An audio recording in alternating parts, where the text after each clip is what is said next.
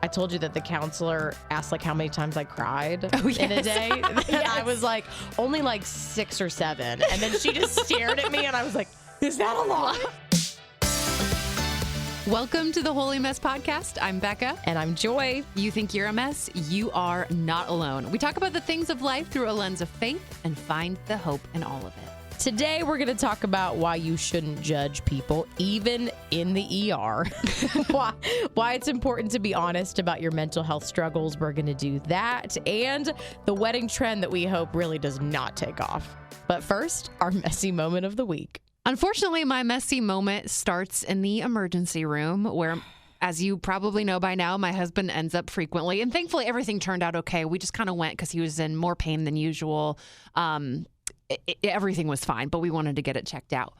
But I realized that this was the first time I had gone to the ER with him now that some of the COVID protocols have been dropped, because usually he couldn't bring me back with him. There were times where I sat in the car the entire time because they didn't let anyone come back. And it was prime people watching.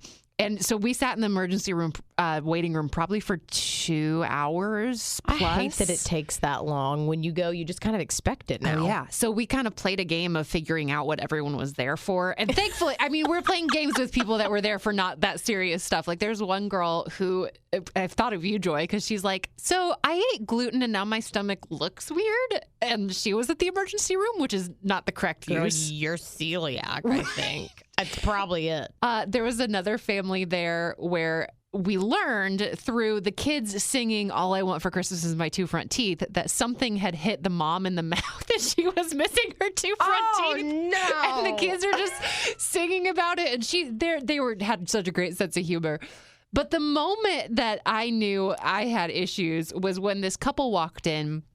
And the woman's checking in, and she's wearing cowboy boots with Spurs on them. Okay. And I rolled my eyes, and I whispered to Joey, I'm like, I forgot my Spurs to come to the emergency room. Like, glad she got dressed up.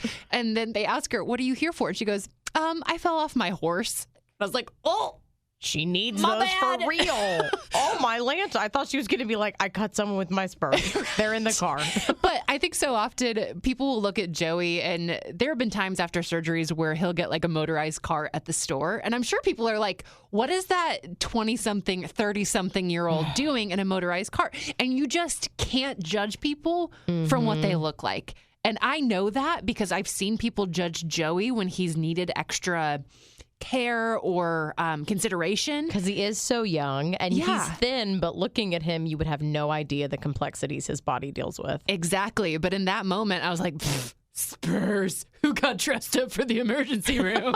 And it turns out it was appropriate to the injury. Turns out she's braver than both of us and she's riding a stallion. Exactly. My mess this week took place out of town. Becca knows that I was so excited because we did a final getaway before baby number 2 comes. And we went to Chattanooga, which I love because they have an aquarium. Have you been? I have. It's a really nice one, too. Oh, yeah. There's 2 buildings. My husband and I used to go there on dates, like just because we loved it.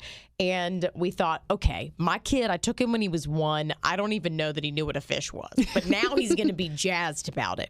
Turns out he hated it. He couldn't wait to leave. It was so expensive. And I mean, he had fun in the touch tank, and I think that's about it. Oh, with the stingrays and stuff. Yes, he got to pet a stingray. This doesn't surprise me because this was the child that was terrified of the car wash. Oh, so surrounding him by water and lights isn't maybe necessarily something I could see him loving. And sharks. I don't think he was into that. And yeah, you walk through these like caves, and it's cool because the fish are all around you, and he kept pulling on my arm and being like, Mommy, let's go. And he just was not into it. I got so frustrated because the only part out of like an hour and a half and 2 buildings, Becca, that he even liked was the escalator to take us up to the top of it to start and the parking garage. Oh, my goodness. I don't know why. We've been in plenty of parking garages. We parked in it, and then we had to like pay and walk across the street. Not a big deal. He didn't even say anything about it, but for some reason he kept asking to go back to it. And then all weekend, as we tried to do fun things, he kept saying, go back to my special parking garage. Special parking garage. I was like, we have to pay to go in there, and we have parking garages at home. And we can go get scared in those anytime you want because they're nasty and dirty. I don't know what he likes about it. That is bizarre that he's afraid of the fish, but not of the places where people get murdered. I'm like, this is actually a more dangerous environment. I'm starting to understand why my parents never took us to Disney, because there's no way we would have appreciated all the money they would have had to spend. I was so frustrated that it was so expensive, and I'd planned it for so long, and he threw a lot of tantrums. It wasn't ideal, but we did get quality time, and that's what we were after. And so I just am advising others that, you know, if you're a first-time parent like I am and you're planning big things, I feel like just like let your kids play in a cardboard box. They'll have like so much more fun. You don't have to pack. You don't have to buy tickets. You don't have to get a hotel. It's so much easier. On to our mental health moment, which we're going to do a little bit differently this week. Earlier was World Mental Health Day. And Joy and I, now that we get to do a show together, shared on the air a bit of our stories. And we wanted to kind of get into it a bit more. So if you're suffering with anxiety, depression, OCD, anything, you don't feel so alone. For me, it was about 5 years ago when I went to the doctor with some knee pain, and she just asked me how I was doing, and I started sobbing. And she's like, do you want to talk about this? You thought it was about the knee pain. It was not. I needed to be seen for that. And to be honest, too, I have some family history when it comes to that. So I always knew it was a possibility, and I just think circumstances kind of pushed me over the edge. So that was when I got put on an antidepressant. It's when I started seeing a therapist, which has been the best. And then a couple years later in 2020, the pandemic started, and like a lot of people, things were weird. And I had a husband who was high risk, and it was really scary. I thought every single plane that I heard overhead was going to crash into our house. Oh, That's not a logical thought. But that's how I felt. And we live near the airport, so how agonizing. So I went back to the doctor and got put on an anti-anxiety medicine. And I take both of them to this day. It helps me, the antidepressant helps me kind of just have some pep in my step and when I get out of bed. And the anti-anxiety medicine doesn't allow me to go to worst case scenario right away, or at least doesn't make me dwell in that. Yeah, and we have talked, Becca and I, just this week, both of our stories, and I think it's really healthy, not only like the tools that we've learned, but you said you can tell a difference that of like what happens in your brain. The thoughts that get obsessive are not the same when your chemical balances are right in your body. Yeah, one of the things I talked to my doctor about was I have some OCD tendencies, at least. I get really obsessed with numbers and making sure my body feels even, and she only mentioned like, oh, you might have OCD. So it's not like an official diagnosis, but the anti-anxiety medicine helps me put those thoughts to rest. I still count everything I do, which I was trying to explain to Joy earlier this week. I have certain numbers I avoid, but I can move on with my life if I don't get the exact number that I need from tapping my pen or whatever. Which is huge. Yeah. That's the difference between being stuck in something and being able to cope with something. Yeah. And I think that's the huge difference that we both have seen in seeking help. So this week, I mean, a lot of people have been talking about sometimes when you're in a tough place, and we hope you're not there as you're hearing the podcast today. But if you are, sometimes you don't even really know how to seek help, or you don't know what the first steps are. So if you're hearing this conversation and you're like, oh, I don't really deal with any of that, you probably know someone who does, or someone that you love may start to go through it at some point, and you might need to be the ally, that person who steps in to help figure out insurance, or who says maybe it's time to go see a counselor and helps through the process, because finding a counselor, figuring out insurance, making the appointment, making the appointment with your doctor, figuring out if medication is for you. Every single one of those steps is emotional and overwhelming if you're not in the dark hole. And if you are, sometimes that's why people just stay stuck and they just don't do it. My story is that I faced some depression early on in my 20s. Started some counseling then, and it was very situational, I feel like. And then I was doing better in a different season, but I had no idea how it would hit me after I gave birth to my son. And really, he's 2. So that was just 2 years ago. And I thought this is going to be the sweetest and hardest time of my life. And I honestly don't even remember parts of it because it was so dark and so difficult. We had a unique struggle, but we didn't bond. And feeding was an issue. My son needed a minor surgery early on, but he had so many complications. And I didn't know that feeding issues and health issues in a child can, and lack of bonding can cause postpartum depression. And I didn't know that's what I was dealing with. I knew it was a thing. I knew because I'd had depression before it was possible. But when you're not sleeping, nothing is logical. Yeah. So I actually needed a friend. It was in the pandemic too. Becca, you know, we were all stuck in our homes. And I was literally talking to a neighbor outside where it was safe. And I remembered her saying something about postpartum depression in the past. And so I just took a moment and I opened up to her. And I was super nervous because I kept thinking if I tell somebody how I feel, they're going to think I'm a terrible mother. Because why am I not enjoying this? So many women don't get to have this. And I didn't even really want to be around my baby. And she said such life-giving words to me. She told me some of the thoughts she had during that time, and I kid you not, they were exactly what I was thinking. Yeah. Exactly. And she said she went to a counselor, she got on medication, she's still on it to this day. It's helping her so much. So I wish I could tell you my steps were that fluid, but they weren't. It took a while to make an appointment with the counselor. And I remember, Becca, I don't know if you remember this conversation, but I think we were talking about how I knew after I came back to work. And I told you that the counselor asked like how many times I cried in a day. And I was like, only like 6 or 7. And then she just stared at me and I was like, is that a lot? Like, I didn't even know it was a lot. She's like, I said in a day, not a month. I was like, no, I was like, sometimes it's a happy cry, but for sure, 6 or 7. For sure.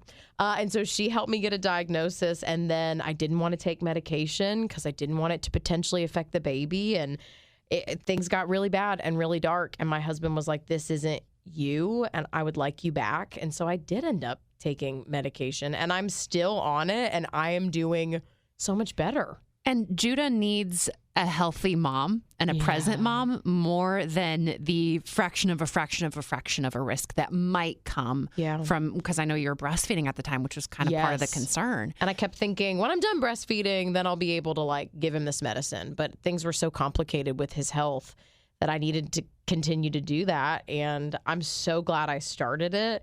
And I'm so glad I let some of the I should be feeling taboos go, or I should be doing, because I had a unique circumstance, and you might too. I think any circumstance with mental health is unique to you, to your history, to your trauma, and to your body makeup. And so God works through all of those things. And some people say if you had more faith, you wouldn't deal with those things. And that's just not what we believe here. Yeah. So we want you to not feel so alone. Time for our mess and bless of the week. So my mess is something that I'm hoping does not catch on. There's a bride in Brazil that is going viral because for her wedding day, she wanted to wear her hair up, but she has self-proclaimed larger ears, which I do as well. So she had someone super glue her ears back so they would look, quote unquote, better with her updo. What? Your face right now is amazing. She had someone super glue her head just to look different? Her ears to her head. And look, I am a big-eared girl. I don't wear my hair up a whole lot because I'm self-conscious about it. But this is where I draw the line. I'm like, no, I'm going to start wearing my hair up all the time and flaunt these Dumbo flappers. I feel like you should be yourself on your wedding day. Yes. I mean, it's the day you're proclaiming. And yes, I say that. And your girl have fake hair and fake nails, fake tan, whatever. Just the normal fakes. But listen, as I'm saying this all out loud, I have no room to judge her. Girl, super glue away.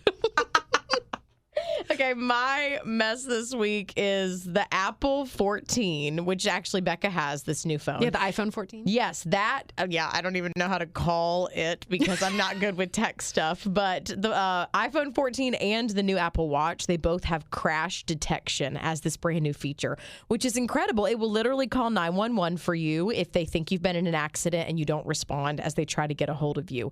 The problem is, they didn't account for the crazy lives we live. And it's calling 911 when people ride roller coasters. Oof. And even when people are slightly clumsy. Oh, no. which I really thought of you, Becca, because you have this phone and we both struggle in that area. I literally every day, my husband will go, "What's that Bruce from?" Because they just come out of nowhere. They happen so frequently. I don't attach memories to them. I need to make sure this setting is disabled because it hasn't called 911 yet. You shouldn't disable it, though. What if you are in a car wreck? This is my safety person coming out. I needed a life alert at the age of 31. I've fallen and I can't get up. It's not a big deal if you become besties with your 911 operator and you're just like, it's me again. It's hey, fine. Barb. Okay, can I also throw in one more mess? Becca's hair is not its normal color, and I can't pretend like it's like okay, that's fair, yeah. If you missed, we revealed the gender of my baby this week. So if you would like to see, Becca dyed her hair. You can explain why, because that's a really drastic thing to do. Well, first of all, I was just wanting to do anything to get the gender reveal done because Joy's been dragging her feet. The first gender reveal, I let go of the balloon. Mm-hmm. And she hates popping balloons, and I didn't quite understand how bad that phobia was. That's partially on me, mostly on you. Okay. You let go. And then I thought that the perfect payback and to show you I was sorry was to let you dye my hair for whatever the baby's gender was. So pink for girl, blue for boy. I couldn't believe she was ready and willing to do it. But I had fun. We did it in the midst of a radio show. So if you would like to see it, search WayFM Afternoons on Instagram or text gender to 91979. My bless this week is one that I don't think Joy will agree with, but there's a restaurant that just opened in San Francisco. It's called Doug. Doug? It's called Dog because it's a restaurant for dogs, but it's spelled Dogue because it's fancy. It's a gourmet restaurant for dogs. It features a $75 tasting menu that has things like green-lipped mussels with wheatgrass and raw filet mignon with fermented cabbage and a quail egg on top. I'm upset at a soul level. Dogs, they lick everything from the sidewalk to the toilet. They eat their own business, and you gonna give them a quail egg when you're eating ham and cheese sandwiches? We literally made chicken and rice for our puppy this week because she had an upset tummy. So, I mean, if we're making them homemade food, don't they deserve to have an eating out experience? I should start asking if you have leftovers from your dog for my family to eat for dinner because that's healthier than what we have planned. My bless this week is actually really sweet. There is a man who's in the news. He is Canadian, and his dad became a Christian, and he's always been an atheist. And he was so frustrated by his dad's new beliefs that he said, I'm going to dig into this, and I'm going to prove him wrong because so many things he's saying are ridiculous. So he downloaded the Bible app, and he started reading, trying to find errors, trying to find plot holes, and he was super drawn in by the story of Jesus and started reading the Gospels, and his life was literally changed. And he had to tell his dad, look, I was trying to show you that what you believe is wrong, and I'm actually really intrigued. Man. And so he's given his life to Jesus, and it all started out by him being mad at his dad, and now he's like, thank you, because I'm not going to be the same. I think that goes to show that there are a lot of assumptions that people can make about Christianity and about Jesus followers based on some extreme people that make the headlines. Because there are some people out there that I wish they didn't associate with the church and distance their views and beliefs from that. But when you dig into who Jesus was and how he loved and how he loves us and what God did for us, you can't argue with that. There's so many people I hear of that they're like, man, I hate church, but that Jesus guy, he seems all right. Well, you can't deny it. Yeah. He's literal best. And I loved this because it's centered around the YouVersion Bible app. They're the ones who shared the story. And that has been my Bible for this season. I have really felt like I should be reading the Bible more, and my church has been talking about the benefits, and I'm in small groups and stuff like that, but my life's insane. Yours is too, Becca. Yeah. You're in and out of the hospital. You've got dogs waking you up at all hours. And eating their gourmet meals, of course. Well, that's on you.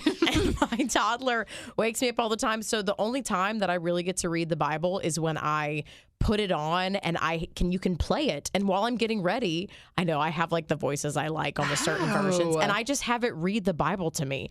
And I was like listening to Acts this week, and and sometimes I do it on the way to work or on the way home, and I'm like, okay, God, use this somehow in my life. But I'm just a really huge fan that the Bible's available that way. So the fact that you can just even listen to it, don't listen to it instead of us. Well, maybe. It's best to prioritize it. Well, his words are better. I just opened up the Bible app so I could do the playing thing. And the thing that popped up, which all apps do this, they go, do you love the Bible app? Because they want you to review it. And I hit no because I didn't want to give it a review. I just wanted to see if the voices worked. And that's the fastest way to get rid of it. You know, some man named Steven is in an office right now being like, guys, we got another down. We got to pray for Becca's soul. Down. Becca needs Jesus. Thank you so much for listening. If you got something out of this episode, we would love if you would share it with a friend.